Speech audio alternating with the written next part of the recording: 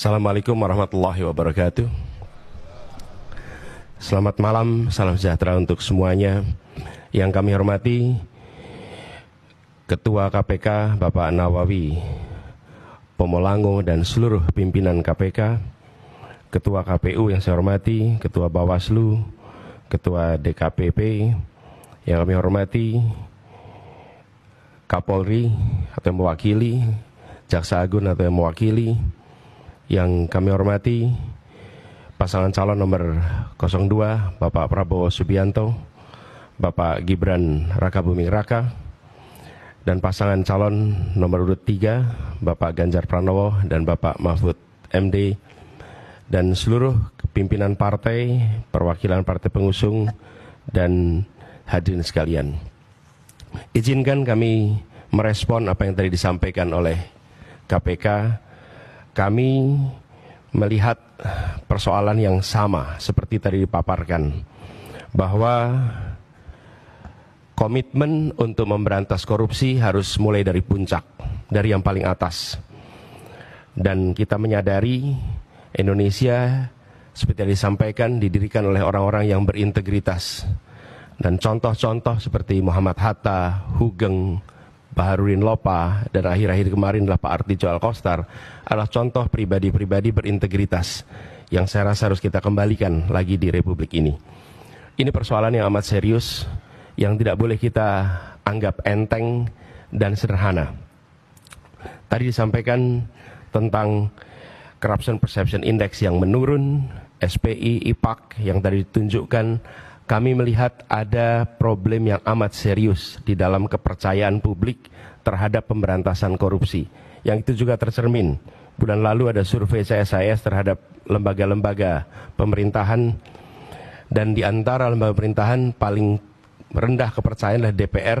Dan di atas DPR adalah KPK. Justru KPK bukan lembaga yang paling dipercaya, tapi termasuk lembaga yang paling rendah kepercayaannya. Karena itu kami ke depan berkomitmen untuk bisa melaksanakan beberapa hal.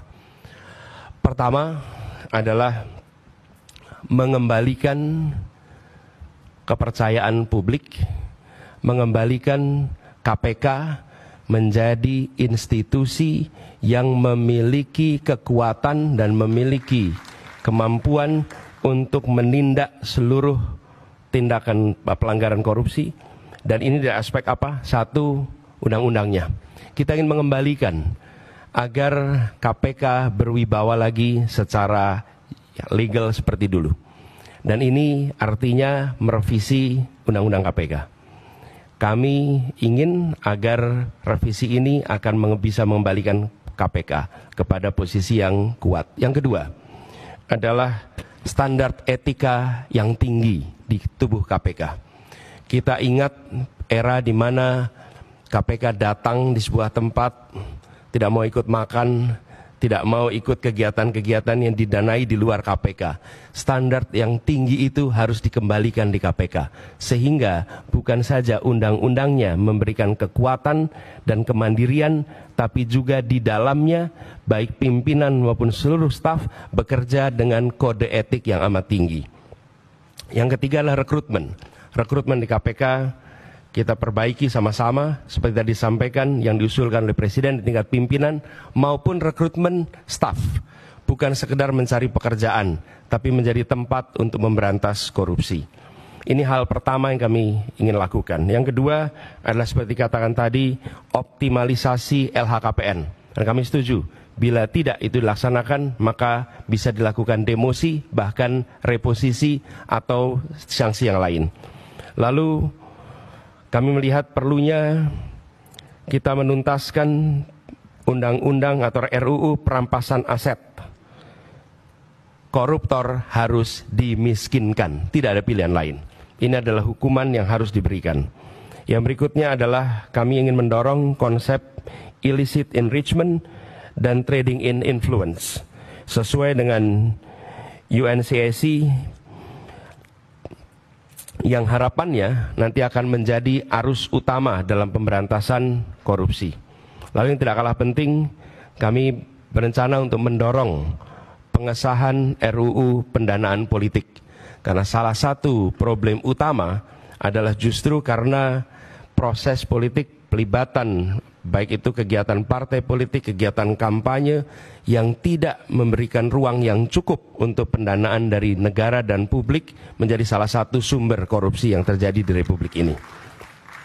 Kemudian kita berencana untuk memberikan hadiah yang layak bagi pemburu koruptor, sehingga yang memburu koruptor bukan hanya aparatur dari KPK, kepolisian, dan kejaksaan, tapi semua pihak yang ikut melaporkan, memburu, mereka mendapatkan reward yang setara. Ini adalah komitmen kami terkait dengan pemberantasan korupsinya. Yang berikutnya adalah terkait dengan sektor-sektor utamanya. Pemberantasan korupsi harus diselesaikan di semua sektor.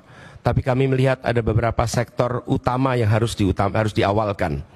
Pertama adalah aspek pendapatan negara. Kami melihat penting sekali adalah aspek ini dilakukan tindakan yang serius. Pajak, cukai, PNBP. Kemudian sektor sumber daya alam khususnya dan sumber daya laut. Yang ketiga adalah sektor pangan. Karena korupsi di sektor ini berdampak amat besar kepada kesejahteraan seluruh rakyat Indonesia. Yang berikutnya adalah yang ketiga, sektor layanan dasar, pendidikan, kesehatan, infrastruktur. Ini memiliki efek yang amat besar pada kualitas pendidikan, kualitas pelayanan kesehatan, bahkan kualitas perekonomian karena infrastruktur yang terganggu oleh praktek-praktek korupsi. Perlu menjadi perhatian di dalam pemberantasan korupsi. Jadi Bapak Ibu sekalian yang kami hormati, kami berkomitmen bukan sekedar karena saat ini dalam tanggung jawab untuk menjadi calon presiden, calon wakil presiden, dan dimintai komitmennya di KPK. Perlu kami sampaikan bahwa komitmen kami untuk memerangi korupsi sudah dimulai sejak zaman dulu. Zaman mahasiswa aktif untuk memerangi praktek-praktek korupsi di era KKN merajalela.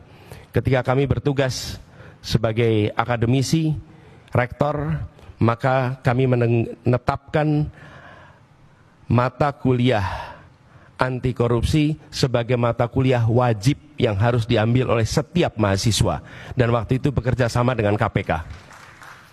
Barangkali menjadi satu-satunya universitas di Indonesia, bahkan mungkin di dunia, yang menjadikan mata kuliah anti korupsi sebagai mata kuliah wajib. Dan tujuannya seperti disampaikan oleh Pak Nurul Gufron tadi, di aspek pendidikan kita ingin memangkas suplai potensi koruptor. Dan bila itu dikerjakan, harapannya dalam jangka panjang kita akan bisa mencegah potensi itu. Yang berikutnya, ketika kami bertugas di DKI, kami membentuk yang disebut sebagai Komisi Pencegahan Korupsi Ibu Kota, KPK Ibu Kota. Ini dikerjakan untuk kita mencegah praktek korupsi yang ada di dalam institusi Pemprov DKI Jakarta. Jadi Bapak Ibu sekalian kami hormati, soal ini adalah soal serius, bukan soal untuk main-main, bukan soal untuk guyonan. Ini adalah persoalan korupsi yang amat mendasar harus dibereskan. Dan kami tegaskan bahwa komitmen yang kami sampaikan di sini adalah komitmen kami melanjutkan apa yang sudah kami kerjakan selama ini.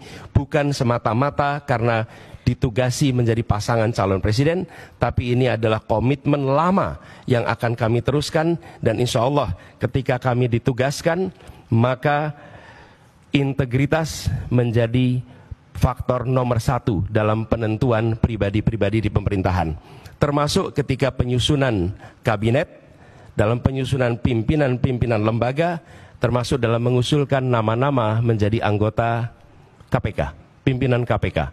Ini semua bagian dari komitmen kita untuk mengembalikan agar kepercayaan rakyat pada pemimpin, kepercayaan rakyat kepada pemerintahan bisa pulih kembali. Dan dengan kepercayaan itu kami yakin Indonesia akan bisa meraih semua yang dijanjikan oleh kemerdekaan. Seperti yang disampaikan tadi, 4 hal itu hanya akan bisa tercapai apabila kita memiliki komitmen untuk menjunjung tinggi integritas, kompetensi. Dan inilah komitmen yang kami berikan kepada seluruh rakyat Indonesia melalui forum yang terhormat pada malam hari.